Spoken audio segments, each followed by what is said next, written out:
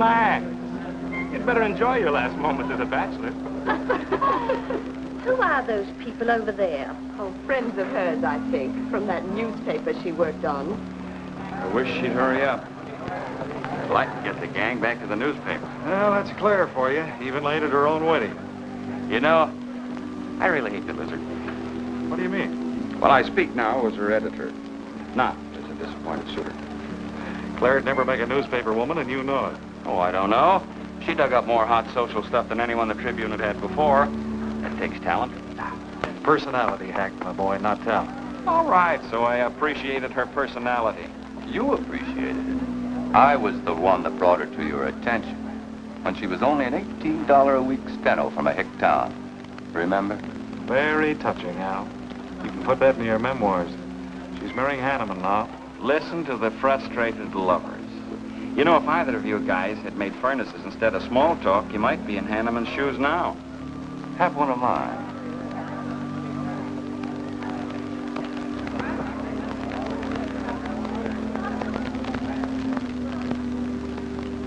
We do have memories, don't we, Les?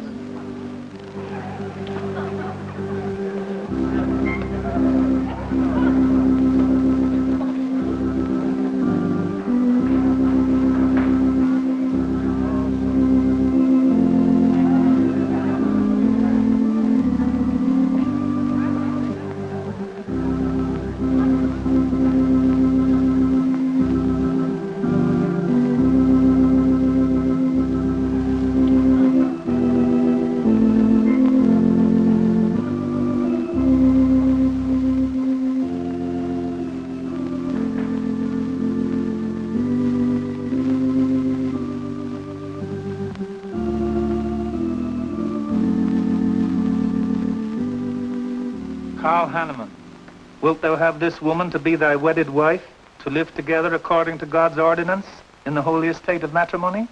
I will. Claire Cummings, wilt thou have this man to be thy wedded husband, to live together according to God's ordinance in the holy estate of matrimony? I will. I now pronounce you man and wife. You may kiss the bride.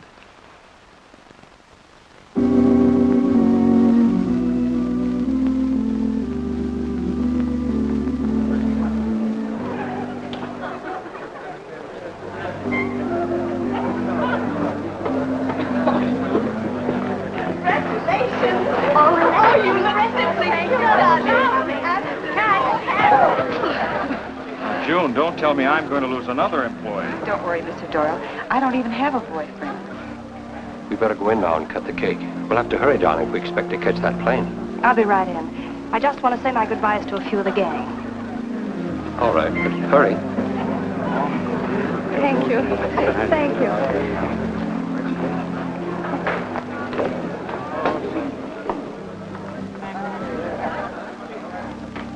Guess who?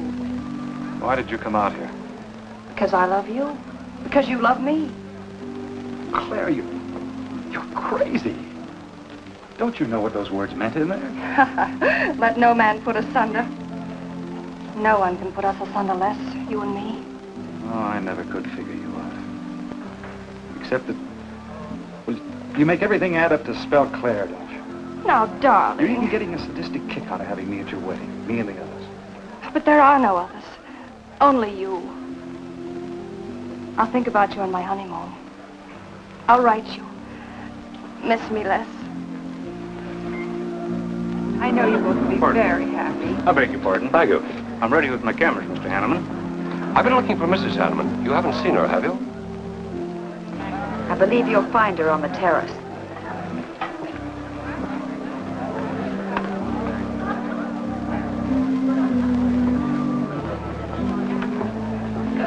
Carl, why aren't you entertaining the guests? I've been waiting for you, my dear. I was detained. On the terrace? Don't you think you were being a little affectionate for a newly married woman? Darling, you're a great big old suspicious bear. That was only Les Burns. And? It was nothing. Just a friendly goodbye kiss. Les did so much to help me with my newspaper career. Why, he's like a brother. You're the only man for me, darling. Ever. They're waiting for us. Shall we cut the cake?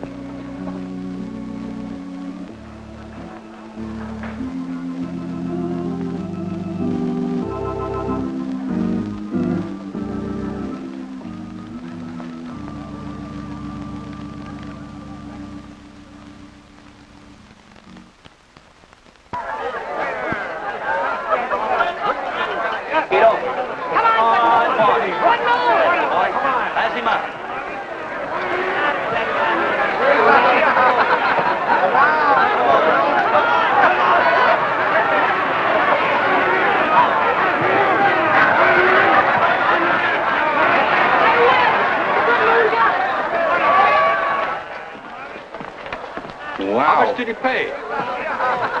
$10.80. $10.80 for two. That's not bad.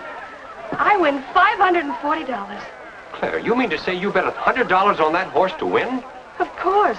In these places, you have to spend money to make money. You see now. I'll put $500 in the second race. High heels. Come on. Wait. That's being foolish. You're only out $100 if I do lose. It isn't the money. It's the principle of the thing. Principle? Carl, I don't understand you. With all you have. I've worked hard for what I have. Oh, I don't mean to be a tightwad. A little bet for fun is all right. But I have too much respect for money to throw it away on horses. Of course you're right. It was foolish of me to bet so much. Forgive me. Of course. Now, excuse me, I want to go cash these in.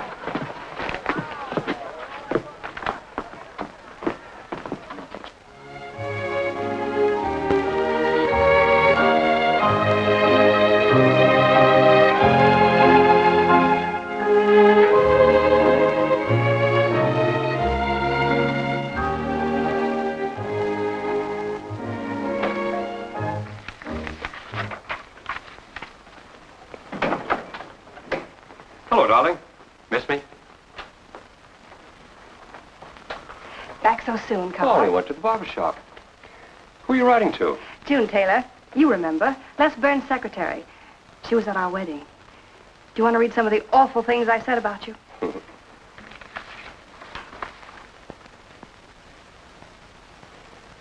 It's hard for me to believe that I'm so lucky as to have a woman like you in love with me. It's true, darling. Every word of it. I'm sorry, Claire.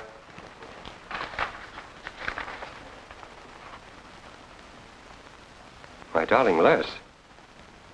To June, eh? Things are beginning to make sense now. Carl, darling. So that was a goodbye kiss you gave Les Burns. Well, Well, what do you want me to say? nothing. There's nothing you can say, I guess. I'm only glad I found out about it now. Carl, what are you going to do? I'm going back to San Francisco. We're through.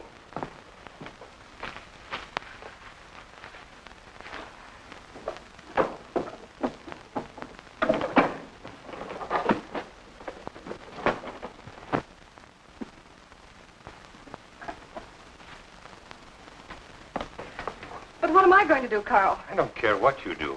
But I have no money. Thanks to your great generosity. That was enough for the week's hotel bill. You've got that money from the racetrack. Live on that. You'll not get another cent from me. Oh, no. I wouldn't be too sure of that. I'm your wife, Carl. There are community property laws in this state. It won't be that easy. It'll be very easy when I show this letter to the judge. And I'm starting divorce proceedings in the morning. Oh, Carl, darling, let's talk this thing over. It's so silly. Get out of my way before I forget myself.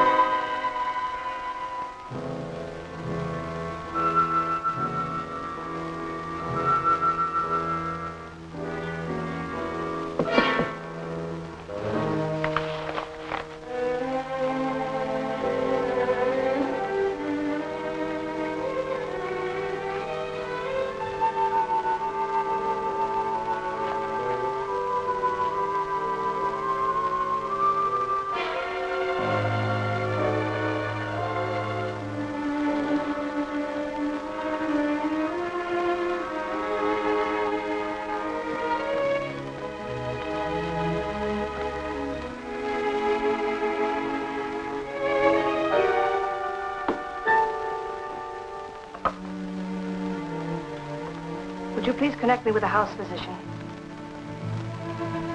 Hello, Dr. Hastings?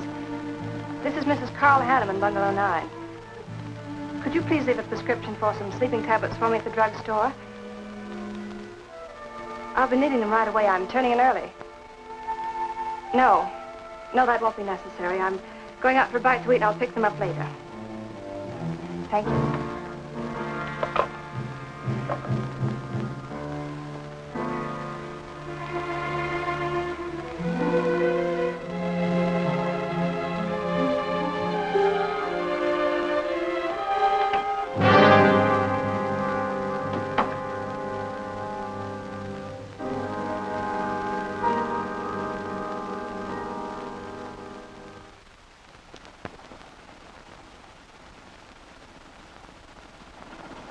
I want a new set of plugs in 42. Okay, Blackie.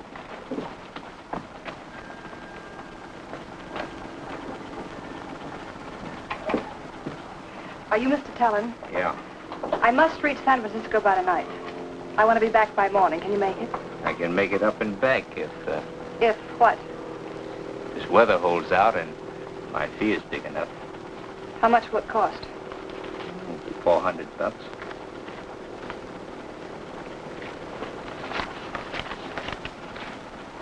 Why 5? I said 4. I know you said 4. I never made this trip. You never saw me. Understand? Sure. I don't even want to know your name. I'm glad we understand each other. Perfectly. Now, if you wait over there, we'll be ready to leave in a few minutes. Hey, Jack, roll out 41 and let's warm it up. Right.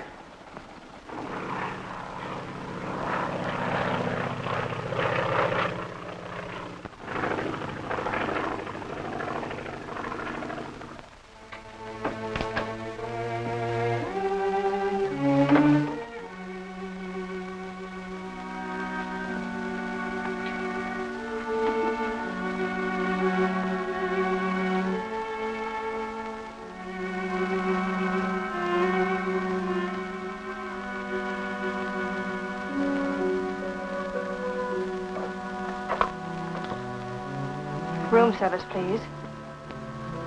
Hello? This is Mrs. Carl Hanneman, Bungalow 9. Would you please send a waiter over with the menu? Thank you.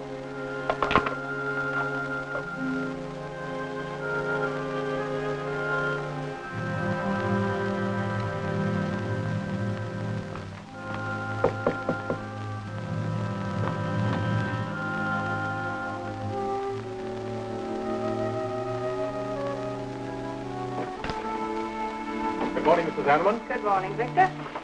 Let me see, I think I'll take some orange juice and toast, coffee. That'll be all.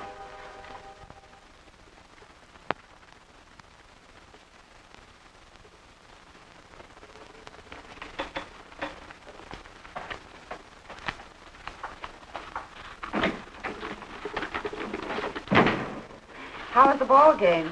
That was no ball game. It was a track meet. 12-0.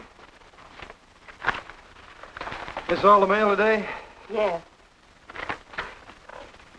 By the way, I meant to ask you sooner, but I'm going to have a little dinner party tonight for a couple I know.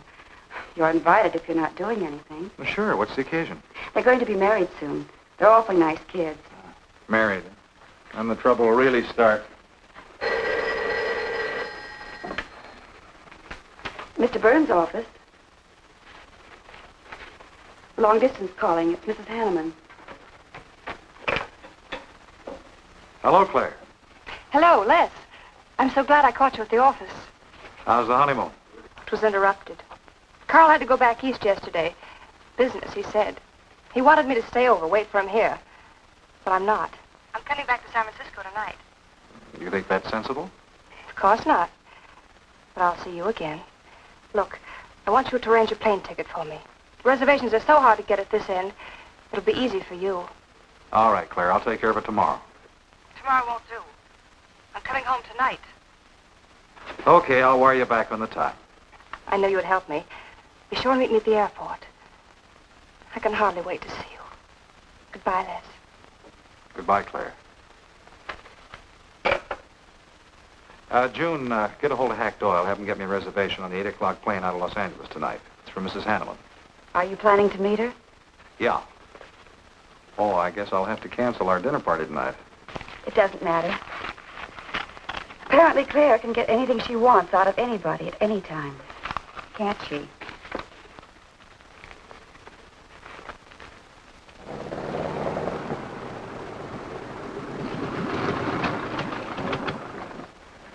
I never thought I'd be back with you so soon, darling. It's wonderful. It's crazy. Then why did you meet me? I don't know.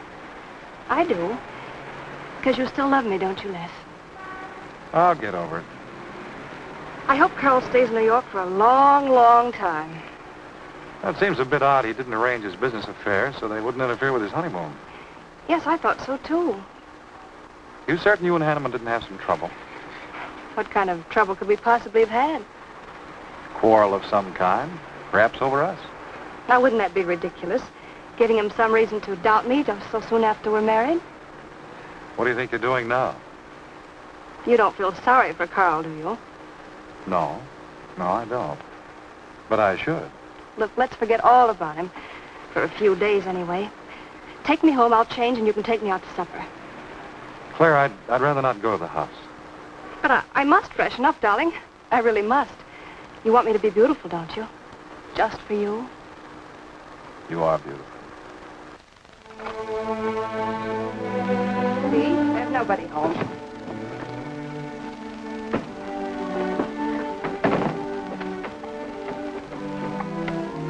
Wait in there, darling. I'll be down in a minute. Come here. Oh, darling.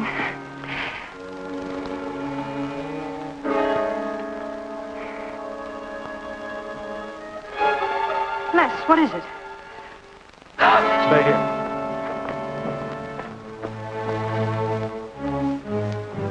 Carl.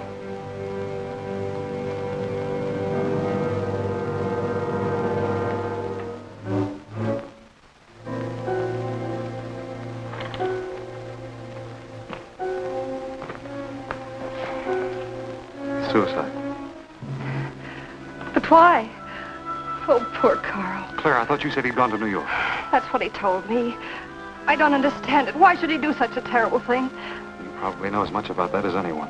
It's going to be one of the first things the police ask you. You can't stay here, darling. I'll take you over to Hack Doyle's. Where's your telephone?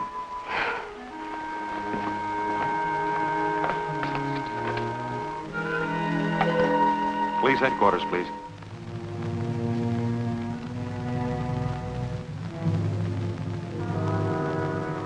I thought of you and Hack right away, Mamie, and brought her over here. I hope you can put her up for tonight. Oh, of course. You can stay as long as you like, Claire. Thank you, Mimi. You're very kind. It's just too incredible. If he'd had any earthly reason. We were so happy. So very happy. And now there's... Oh, Hack, Claire's going to stay with us for a few days. Good. Plenty of room. The police are over there now. Murdoch said he'd stop by here later. Sure it was suicide? Fairly sure. The man in Hanneman's position, a beautiful wife and all that money? I don't get it. I don't either.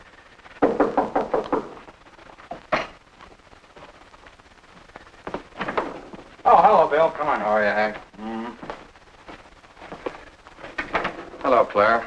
Hello, Bill. Sorry this had to happen to you. Sit down, Captain. How about a cup of coffee? Thanks, Miss Doyle. I won't annoy you for long, Claire. Just a few questions, routine. You know how it is. Of course. Les gave me most of the details over the phone. Your husband, by the way, has been dead for nearly 24 hours. How did it happen that Burns met you at the airport? He didn't happen to. I phoned him from Los Angeles. How come? Well, I was arriving late and alone. I knew Les would pick me up. Do you have any theory as to why your husband came to San Francisco after telling you he was going to New York? No.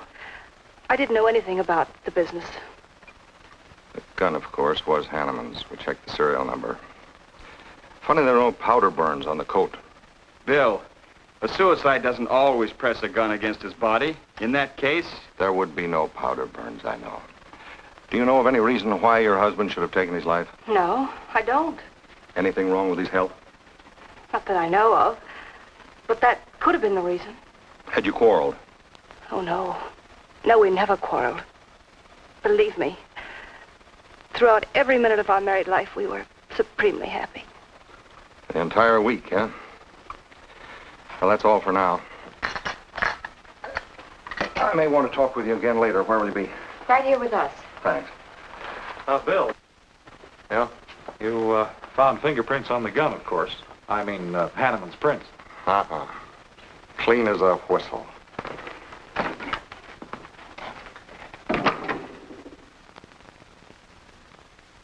Mr. Burns, that's the position you and Mrs. Hanneman found her husband? That's right.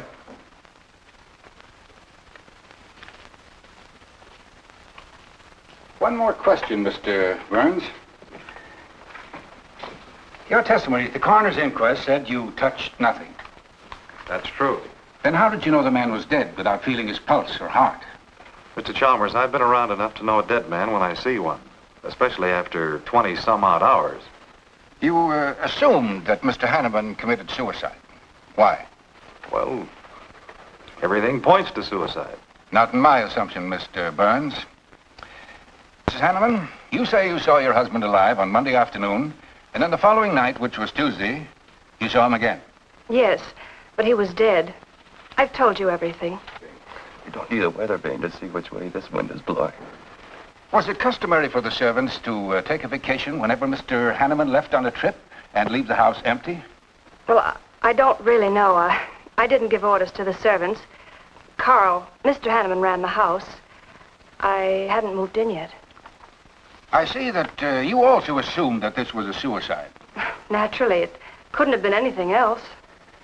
That's what Mr. Burns said. According to the police scientific detection laboratory, the pistol found near the body was the one used in the death of your husband. But they found no powder burns on the clothes of Mr. Hanneman, nor fingerprints of any description on the gun. Furthermore, it was brought out that Mr. Hanneman couldn't have fired the gun because in making certain tests of his hand for traces of powder marks, none was found. Just what are you driving at? Simply this. Carl Hanneman was murdered. But unfortunately, I haven't enough evidence to hold either of you. You were out of town, and your alibi was proven. You're free to go. But let me give you a tip. I'm not buying any suicide theory, so the case will remain open. See you later, Ed. So long, Hack.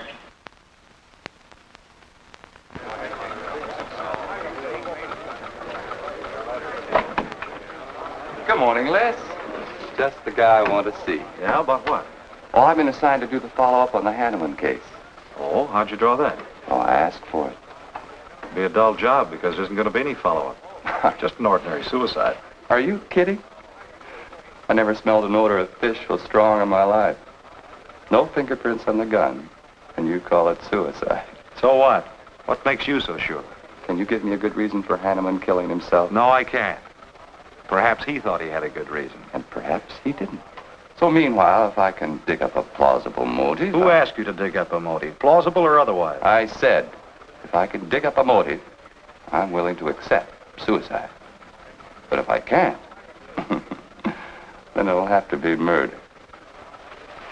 Still carrying the torch for Claire, Hal? Not anymore. But somebody sure fixed it in a hurry for you to get Claire again. That's a nasty crack. So meanwhile, chum, walk a straight line. Or you'll have people thinking you took a shot at Hanneman. You got a lot of work to do, Al. You're so right, boss.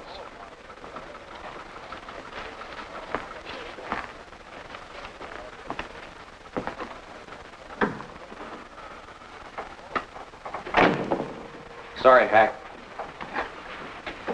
How's Claire taking it this morning? I don't know. She's still asleep when I left. Les, I'm worried about this deal. Police aren't buying any suicide theory. Is that why you put Herrick on the story? Maybe. He might dig up a suicide motive. What's your slant? Well, Hanneman killed himself. Nice try, Hack. You're about as subtle as a punch in the nose. You think Hanneman was murdered, don't you? Maybe I'm protecting someone. It's possible. But I'd like to protect someone if it isn't suicide. Like who? Like you. Who had a better reason? Hanneman's death meant that you'd get Claire back and $1 million odd bucks. That makes sense to a lot of imaginative characters around this town. I don't believe it for 1 second.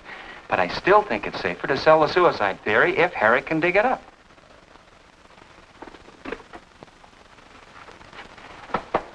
Thanks, Hack. But I didn't do it. Yeah? Sergeant Benson's here. Send him in. Well, they're on the job. Hello, Benson. What's on your mind? The DA would like to see you gents in the morning. Says it's important. About 10 o'clock. What's he want us for? Don't you know? Mrs. Hanneman's already got her invitation. See you tomorrow.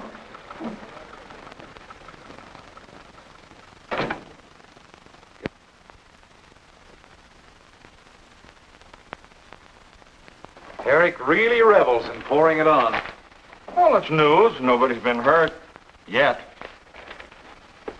By person or persons unknown. Could have been worse. The DA certainly tried hard to tag it on somebody. Tell me, Hack, do you think that, well, that Claire could have shot her husband in some way? No. She was in Los Angeles the night he was killed. DA couldn't shake that, and... Good morning, everybody. I hope I'm interrupting something important. Hello, darling. You look tired. Hello, Hack, dear. Good morning, Claire. It's a pleasant surprise. What can I do for you? I came to get my job back. Starting when? No. Well, after all that's happened, don't you think you should have a little rest? Rest. Why, working will be the best thing in the world for me. It'll keep me from thinking too much about poor Carl. After all, I must carry on. My life is still ahead of me. What's the real reason? Well, I do need a little cash. I have the house and my clothes, but I just won't be able to live on the widow's compensation the court will allow me. You wouldn't want me to have to sell my clothes in order to eat, would you? Oh, no. After all, I've made other arrangements about your column. Beth Warnock's taking it over. You are still the boss, Hack. Les, darling, wait outside for me. I'll be out as soon as I've had a heart-to-heart talk with Hack. I know. You might as well say yes, Hack. I've had these heart-to-heart talks.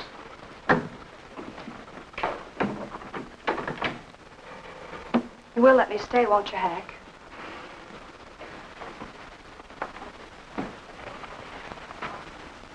Yes, but I was hoping you wouldn't ask it.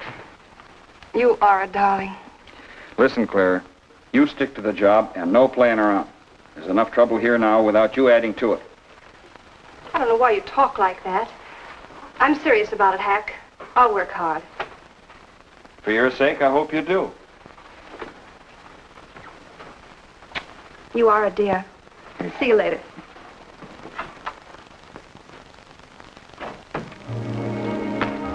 Well, see you later, Al. All right. Hopefully you're friends.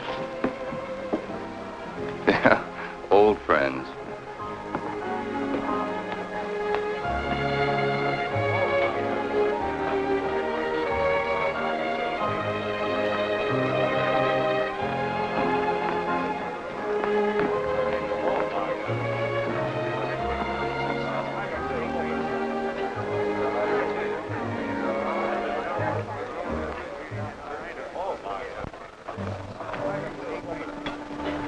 Two martinis, please. Chicken salad? Fine. Chicken salad for two. And coffee. Les, do you know a good lawyer? Yeah, why? Well, I need one to handle Carl's estate. What's the matter with Hanneman's regular lawyer? Ah, he's an old fuddy-duddy. I want someone whom I can trust to take care of my interests. Well, you might try Lawrence Carson. He specializes in probate work. Carson? Good. I'll call him tomorrow.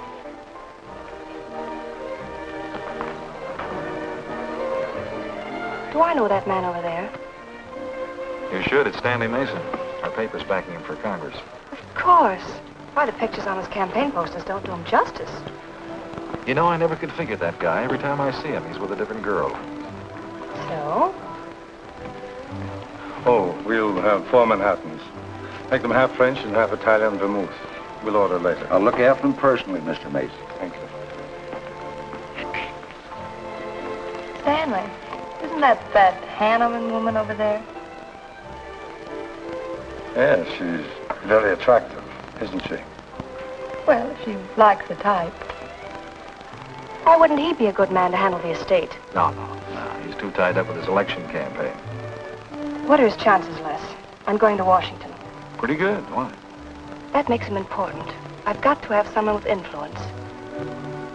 He looks like the kind of a man who could get things done quickly. Capable enough, I suppose. Probably make a good representative. Personally, I just don't go for him. I want you to introduce me to him. You can do better. Oh, darling, don't be stubborn. I want to meet him. When you want something, you want it right now, don't you? You know what I really want, Les. I know. A fine old name like Hanneman, carload of dollars, social position, the tops. You're forgetting the most important thing. Am I? You see, that's just the frame. You're the picture in that frame. What's that about a frame? Sergeant Benson, won't you join us? No, but Burns here can join me. Been looking all over for you. The captain wants to have a little chat. Now. What is this, a pinch? No, just an interview. It won't take long. It's too bad you couldn't have found me at 10 o'clock this morning. I was in a dentist's chair. I'm sorry, Claire. It's all right, darling. I'll wait for you here.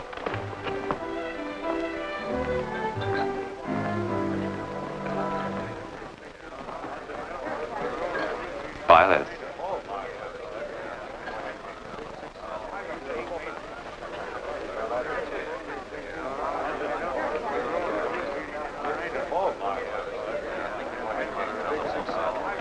Hello, Al. Don't tell me they finally grabbed Les for murder. Wouldn't you like to hear me say yes? Yes. Well, don't stop the presses. Yet. You're the most composed dame I ever saw. I don't believe you give a hoot whether this case ever gets solved. Oh, but of course I do. Really. Say, Al, how well do you know Stanley Mason? Quite well. I've planted some of his propaganda. You can do me a favor. A big favor. I want to meet him. Might be a good idea. I remember I once introduced you to a fellow by the name of Les Burns. Promptly lost you. Excuse me.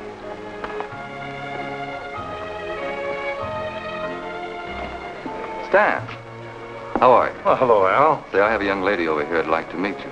Just take a minute. Well, all right. Excuse me? Excuse me. Claire, this is Stanley Mason. Mrs. Hanneman. I'm so glad to meet you, Mr. Mason. How do you do, Mrs. Hanneman? Won't you sit down? Sorry, I can stay but a minute. I know you think me rather forward, but being an attorney, you can understand my predicament. I'm desperately in need of someone to administer my late husband's affairs. I thought perhaps you could help me. Well, I hadn't intended on taking on any more work this summer. My campaign requires so much attention. However, supposing you come to my office at, say, 4 o'clock, we can at least talk it over. Oh, thank you. I would appreciate it. Here's the address. So, until then... Oh, excuse me. Sorry. Thank you, Al. Don't mention it.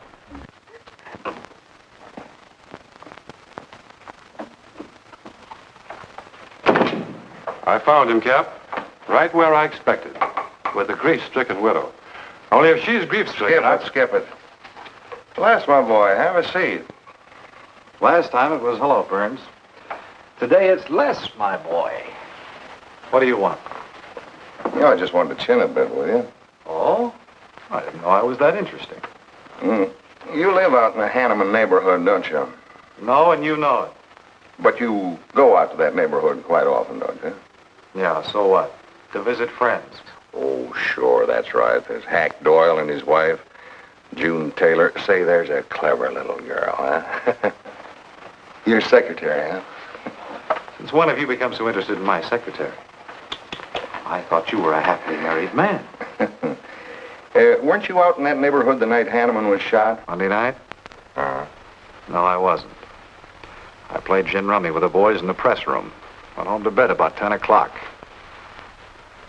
He read the testimony, did the checking. Come on, Murdoch, what's on your so-called mind? Funny, we can't find any record of where you were between 10 o'clock and 8 the next morning when you had breakfast at Drake's coffee shop. Nobody saw you around your apartment house. Nothing so strange about that. People in my neighborhood mind their own business. I spent the night sleeping. You got an edgy temper today, Les. Aren't worried about anything, are you? I'm annoyed. Until you and the DA get this thing settled, nobody will get any rest. We may have the answer quicker than you think. The police expect to apprehend the criminal within 24 hours. Shall I quote that? You can write out the gags, Burns. You've been crazy about Claire for a long time, haven't you? That's right. You thought she was going to marry you. Then she married Hanneman. That must have been quite a jolt. I won't deny that either. So you must have been pretty sore at Hanneman for beating your time. All right, I suppose I was. You know, Burns, you've given out with all the motives a man needs for killing another. You don't need motives, Murdoch. You need evidence. Evidence? You just told me that you weren't near the Hanneman home last Monday night. I wasn't.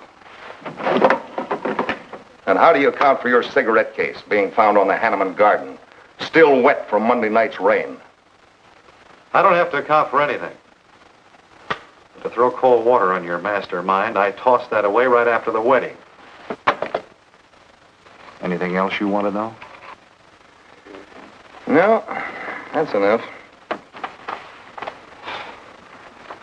Next time, be more careful when you talk to the captain. Listen, Mr. Benson. If I've hurt the captain's feelings or yours, arrest me. Then I can sue and you'll be back writing tickets for jaywalkers.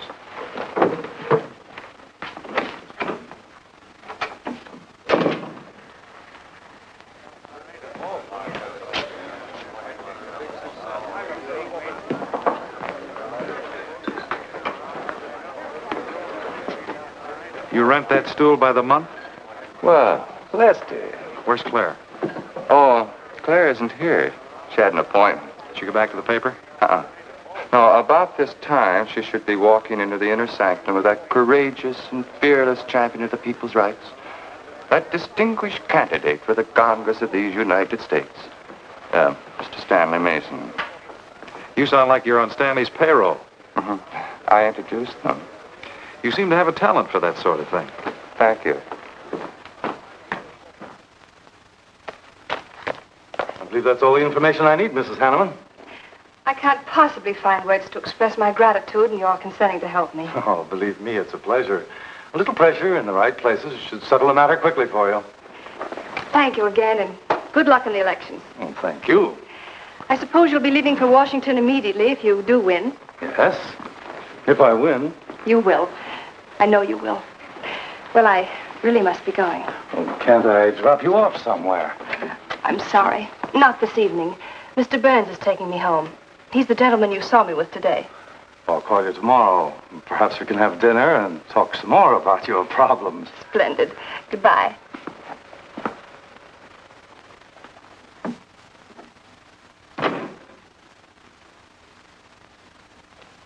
Look, Claire, don't you think you ought to stay over at Hackdale's a little longer? Might be unpleasant. Oh, don't be ridiculous. Come on. Oh, Robert. Good evening. Good evening, Mrs. Hanneman. We weren't expecting you home. We've made no arrangements for dinner. I've had dinner. Please take my bags to my room, and you and Christine take the evening off. I shan't be needing you. Thank you. Oh, Mrs. Hanneman, I just wish to say on behalf of Christine and myself that we're pleased that you're home, and we'll do everything we can to make you happy. Why, thank you, Roberts.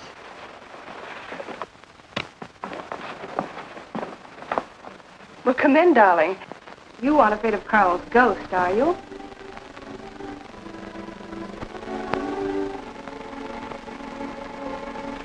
You'll never be happy here, Claire. Nonsense. I've done a little refurnishing. Well, that ought to help a little. Les, what did Murdoch want with you? You had an idea I might have paid a visit here Monday night. You didn't, did you? Of course not. It also seems I had a motive to kill Carl. But of course you did. If you were that kind of a person. Murdoch's only fishing. Well, he knows I've been in love with you for a long time. I told him. You told him? Why not? It's true.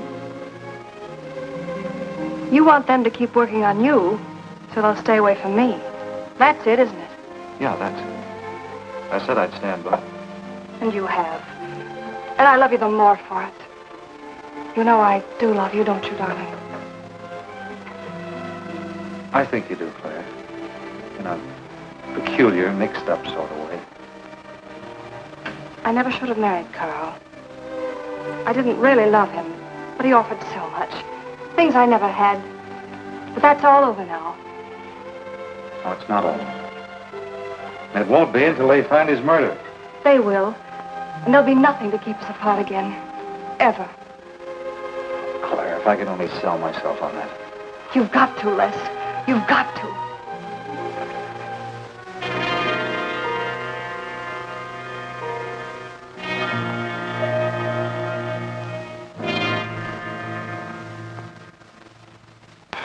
That little tidbit straight from the horse's mouth brings us to the 3:00 mark for today. See you around about this time tomorrow. Les Burns. You're pretty sharp today. That's the best column you've done in 2 weeks. Thanks. You say so, it must be all right. Hi, pal. Hello, Harry. Hear about your girlfriend? They dragged her in this AM. Murdoch and the DA gave her quite a going over. No use charging to the rescue, Les. Stanley Mason already beat you to it. What do they want with her, Al? Well, it seems they had a hunch Claire made a fast round trip into town the night her hubby joined his ancestors. Seems they thought her alibi about being in L.A. the whole time was the bunk. Oh, that's ridiculous. Oh, is it? Well, you'd know more about it than anyone.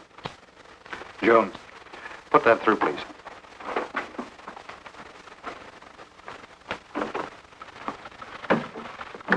Okay, Al. You're so much smarter than Murdoch. Spill it. Oh, I'm not saying I'm smarter. But I do know Claire better than he does. And I know you. Meaning what? Claire never lost any interest in you before, during, or after her marriage. And that doesn't prove it happened.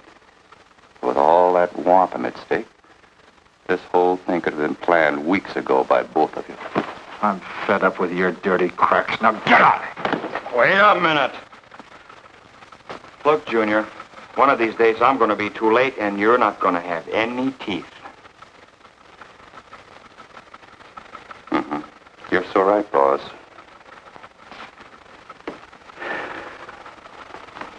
What's wrong, Les? Nothing. Forget it. It's the way you want it? If anybody wants me, I've gone for the day. Have one for me, too.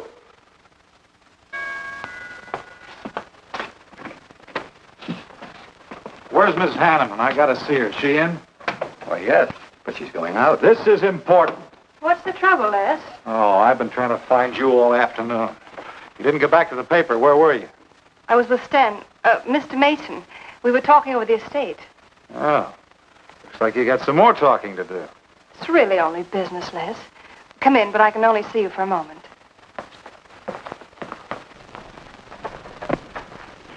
You've taken on quite a package tonight, haven't you, Les?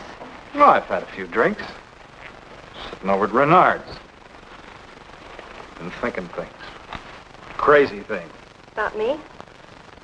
Yes, you. Murdoch and the DA asking you all those questions.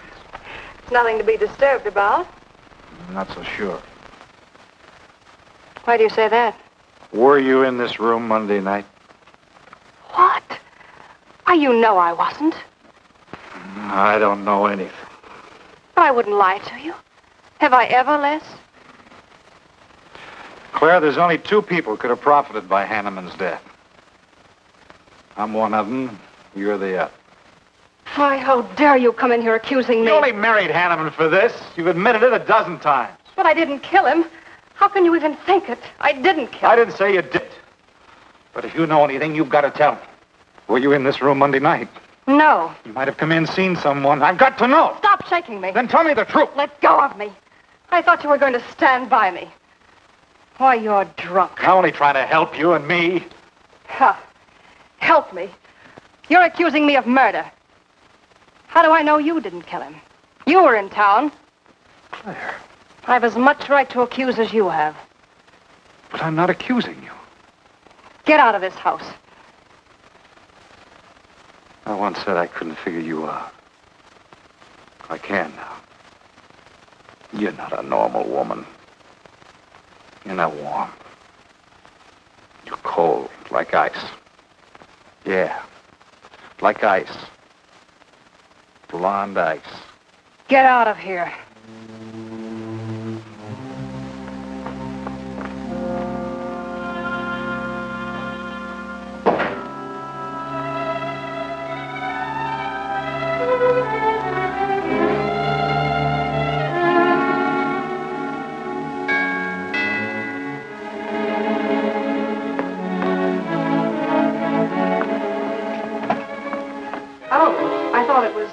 Hello, Mrs. Hanneman.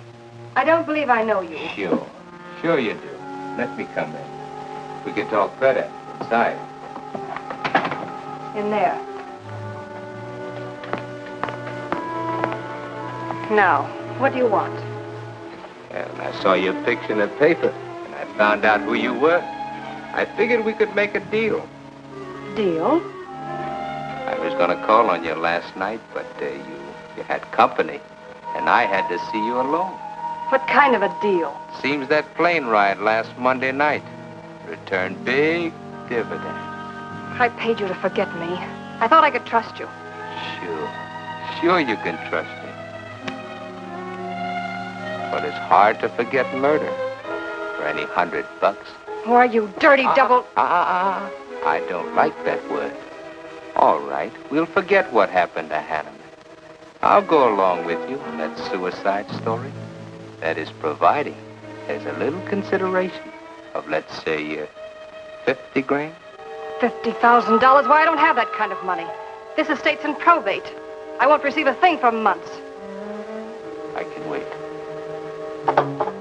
But in the meantime, I'll take this. I know a little man who'll lend me money on it. All right. Just don't come near this house again. But I will keep in touch with you. Quick, out the terrace door. And don't forget, Mrs. Hanneman, I'm not kidding about that 50G.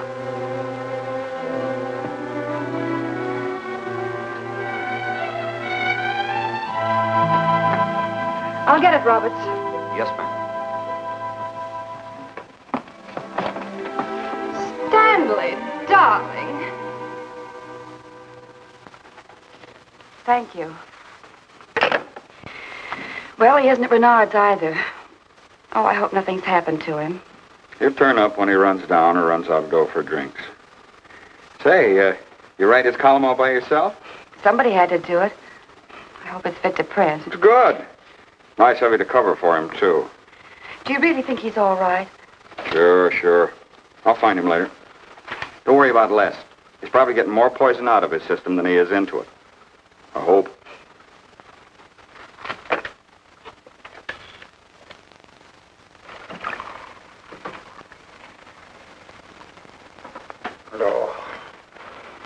Oh, June. Oh.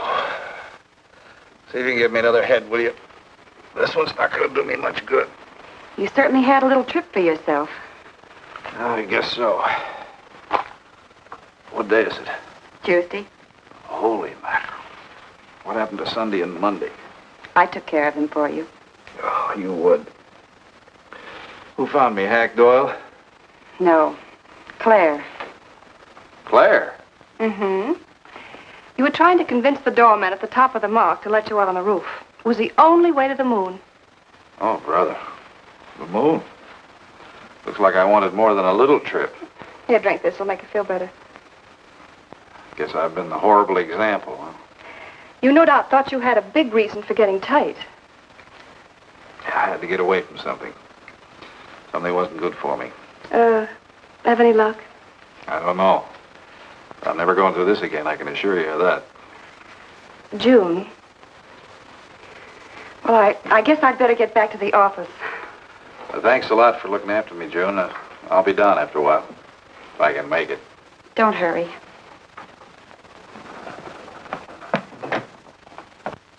Les, I wonder which hangover you'll recover from first.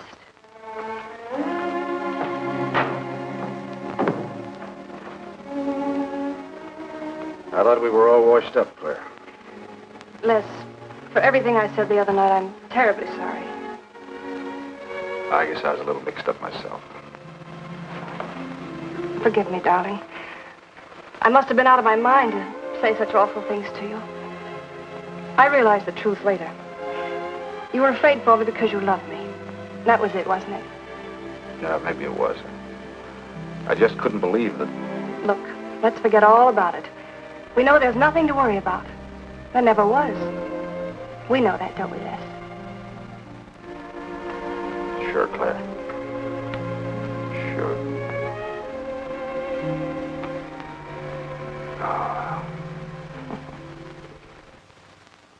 Here's to our new congressman.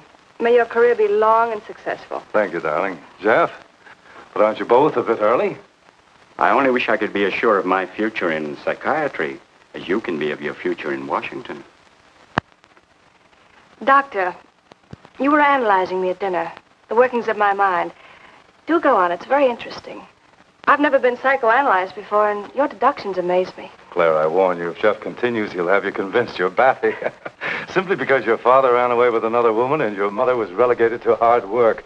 Stanley doesn't quite believe in the powers of psychoanalysis, Mrs. Hanneman. But if either of you could spend a day in my office listening to some of my patients, you'd see the logic of my deductions. Or any psychiatrist's, for that matter. Oh, don't mind Stanley's cynicisms, Doctor. Yes, Robert? Telephone for Mr. Mason. Excuse me. Certainly. I was telling you at dinner that I believed that money, clothes, adulation, etc. was a necessity with you. That some people are impelled towards an objective without even consciously knowing why. Is there something criminal in my being ambitious? Why, no. Criminal? Of course not. Unless your ambitions take a perverse form, then you'll stop at nothing, right or wrong, to get what you want. They say the female of the species is deadlier than the male. Go on, Doctor. Sorry to interrupt, darling. It was my campaign manager. He arranged a last-minute radio interview for tonight. I'll have to leave. You can drop me off downtown, Stanley. I'll get my coat. All right. You forgive me, darling? Of course, honey. I'm so proud of you.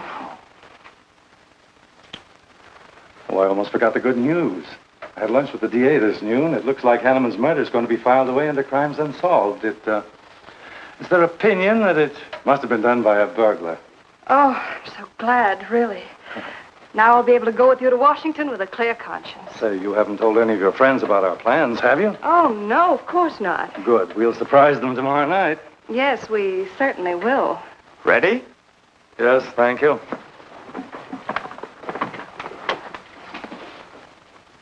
Good night, Claire. Good night.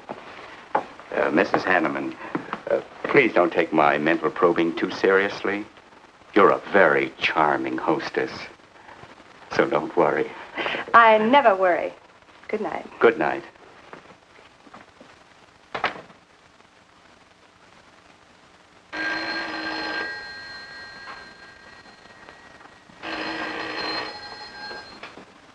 Hello? Yes, this is Mrs. Hanneman. That's all right, Roberts. I'll take it. Hello? Who? How dare you call me here? I had you. I'm in a jam. I need some dough, and you've got to help me. The estate isn't settled yet. I told you I don't have any money. Don't give me that. You're a smart girl, and if you haven't got it, you know where you can find it. I need at least a couple of grand now and tonight, or else I go to the cops.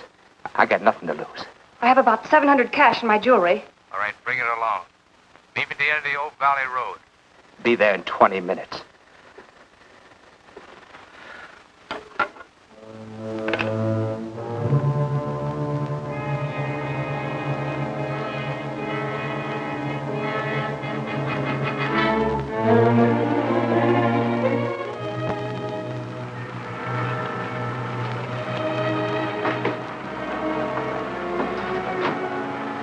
Did anybody follow you? No, Then stop being nervous. I'm not nervous. You are. All right, give me this stuff and let's see if I can use it. These look all right. I got into the bookies for a couple of grand. They're bad little men. And I've been stalling. Tonight they told me, pay off or else. They wouldn't kill you for $2,000. They'd kill for a lot less. That's why I had to put the bite on you. Thanks, Mrs. Hanneman. I wouldn't double-cross anybody. Not unless I had to. I wouldn't double-cross anybody either, Blackie. Unless I had to.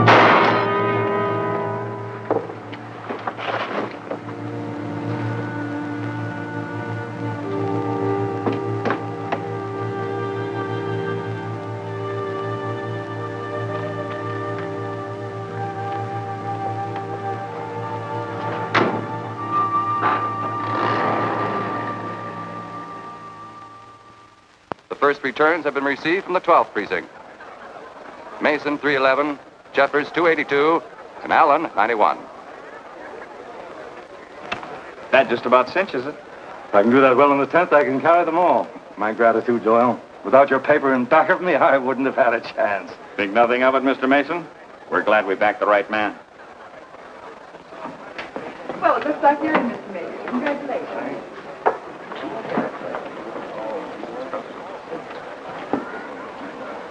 Seen Les and Claire yet tonight? No, I guess she's waiting to make her grand entrance. It's about 100 times you've asked for them, Hack. What gives?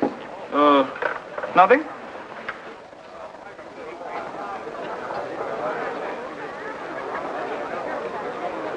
Mr. Doyle, looks like we have a new congressman. Yes, it does.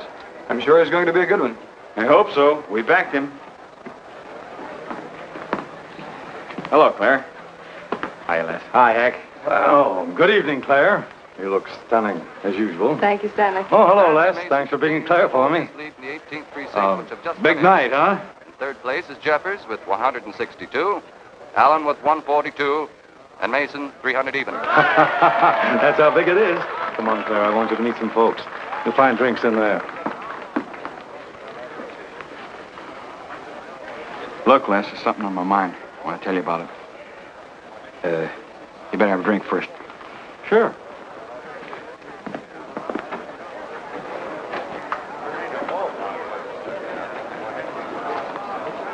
Hi, folks. How's the brawl? Well, at least the liquor's good. Well, Junie, aren't you a pretty thing tonight? Well, it's about time you noticed me. The trouble with you men is you always have ink in your eyes down at the office. Have a fresh one? No, thank you. This will do. Les. I'll talk to you for a minute. Excuse us. What gives? Did you come with Claire tonight? No, I came with my Aunt Martha from Penobscot. No, I'm serious. You saw her come in with me. You better get her out of your system, but right now. What are you talking about? Things are fine with us now. She couldn't be sweeter. You should have seen her earlier, helping me get things ready for that little party up at my place tonight. How about a speech, Mr. Mason? We haven't had one. Come on, Stanley. Yeah, give us a speech. That's all I need. Now, wait a minute. Speech, all right. If you want a speech, you shall have it. Ladies and gentlemen, I want to introduce to you a very lovely young woman, better known to you as Claire Cummings. I am happy to announce that she's bestowed upon me the great honor of consenting to become my wife. This is a dirty, low-down trick, but I'm glad it's happened. Someday I'll tell you why.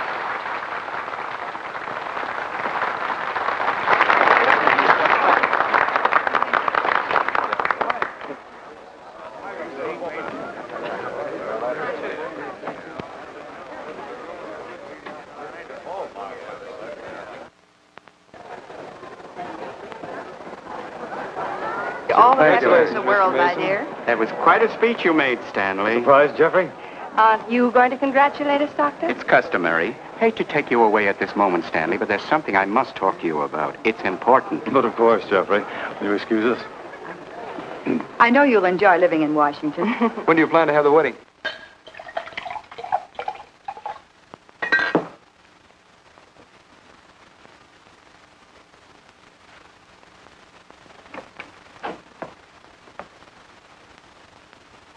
Don't look at me like that, darling. And what are you doing here? I wanted to see you alone. Sure, not a husband in sight. Dead or alive. I didn't have a chance to explain. No one can put us asunder, Les. You and me. It was more effective last time with wedding music, remember? Oh, you're cruel. I didn't mean to hurt you, and you are hurt, aren't you? That's how much you bother me now. Not a quiver. What about your heart? Claire Cummings, Hanneman, Mason. If this keeps up, you won't be able to get your initials on your silverware. I can't help it, Les. I do love you, but you could never give me the things I must have. Money, importance. With me, they're a necessity. Oh, stop it, Claire. You're like a poison. Take a little bit and you're finished. But too much becomes an antidote. All right, darling. But if we've really come to the end,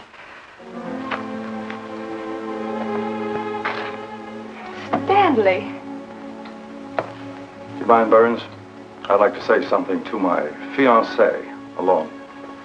Not at all, Mr. Mason. Not at all. Go right ahead.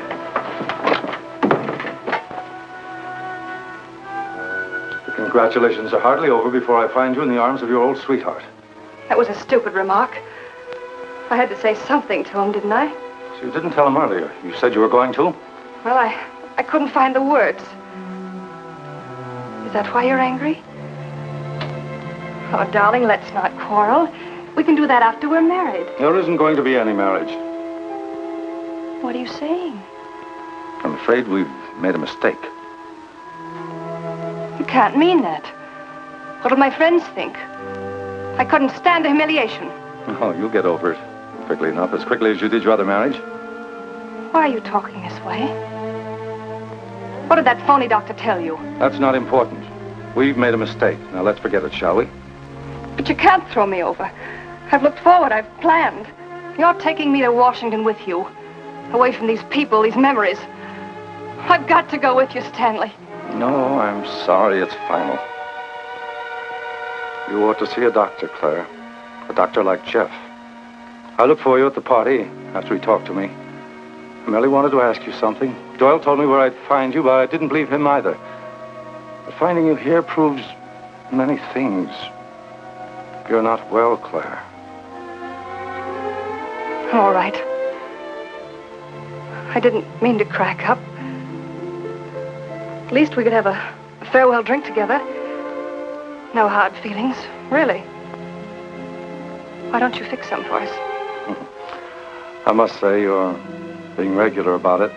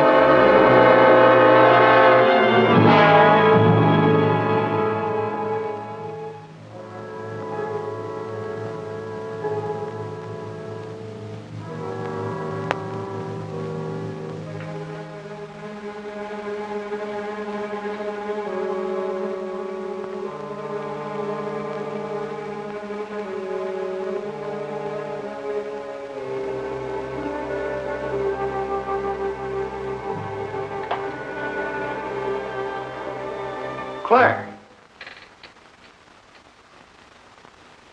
What have you done? I did nothing. You killed him, Les. I killed him? Don't you remember? You came in just a few minutes ago. You saw us talking. You looked funny. Crazy. You said you were going to kill Stanley because he stole me from you. So you picked up the knife and you stabbed him. You're out of your mind. No, I'm not. You're insane. No. No, I saw you do it.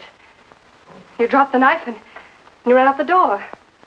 I tried to stop you. Came in just a few minutes later. Right now. You murdering little idiot. Let's don't. Mason, you won. Alan just conceded the election. You're going to. You're going to go. You made it on its minute right there.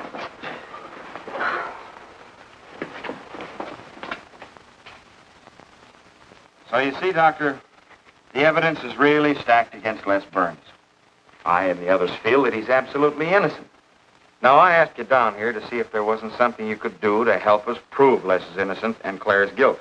Because just as sure as my name is Hack Doyle, she's framed him. I agree with you 100%. I am positive that Mrs. Hanneman killed Stanley. But because of her testimony and finding the knife in Les's hand when you arrived at the scene, the police could come to only one conclusion. Surely there's something you can do to help him. He's innocent. I know he is. Look, you were once connected with a big city police department. Then you must have run across cases of this sort. I know now that Claire Cummings is a nut if I ever saw one. Yes, you're right, Mr. Herrick. I'll at least have a try at it. I'm just as interested in finding Stanley's murderer as you are in proving Mr. Burns' innocence. Now, I have a plan that might break her down.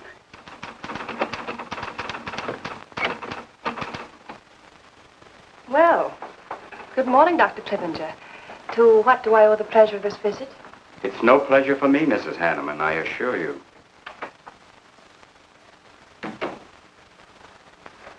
I just came to ask one question.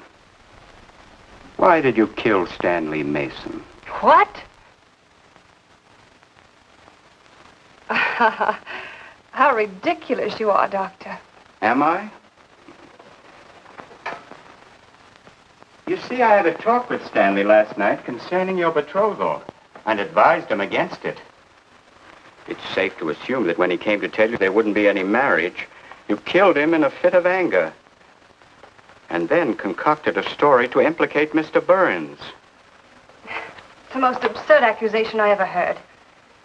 You seem to forget that Les Burns' fingerprints were found on the knife and that he was seen standing with it in his hand. But please have all the facts, Doctor. Not all of them. All they need to convict Les Burns. Do you mind if I finish my column? No. Why, no.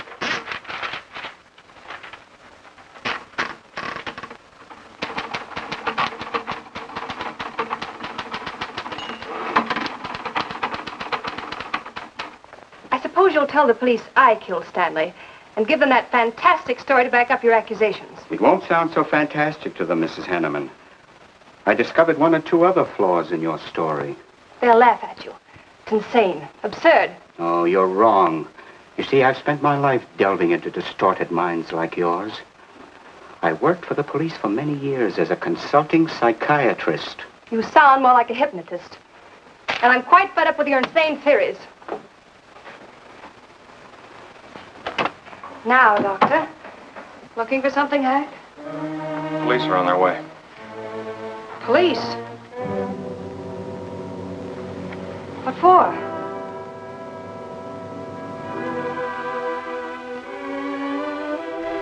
Oh.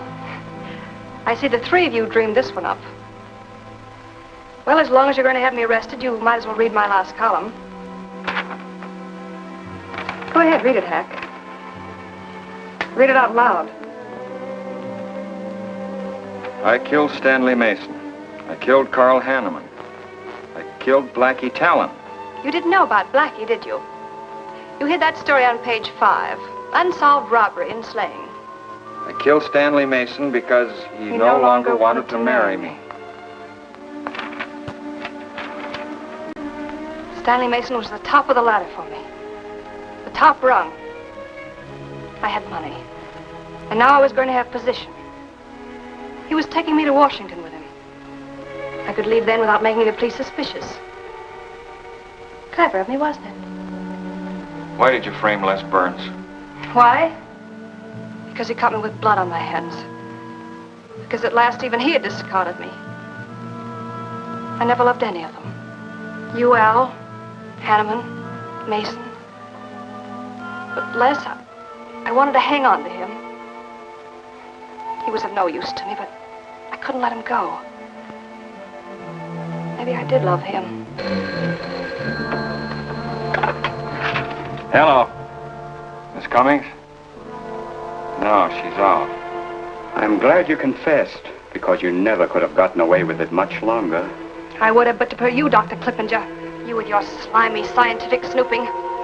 As soon as you came in, I realized it was you who turned Stanley Mason against me. You sent him to his death just as much as I. Sit down, Claire. Why, but for you, I'd have everything I ever wanted in life. I hated you because you were the first man who ever saw inside my mind. And I'm going to kill you. Let go of my arm!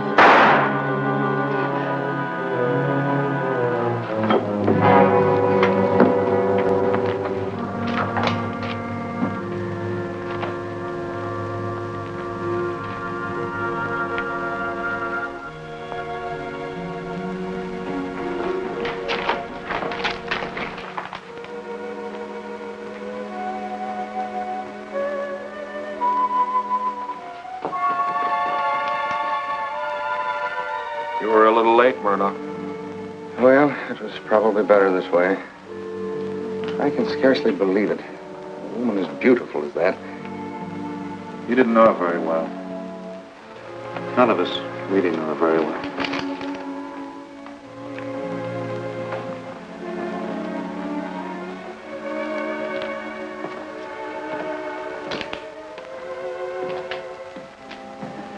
She wasn't even a good newspaper woman.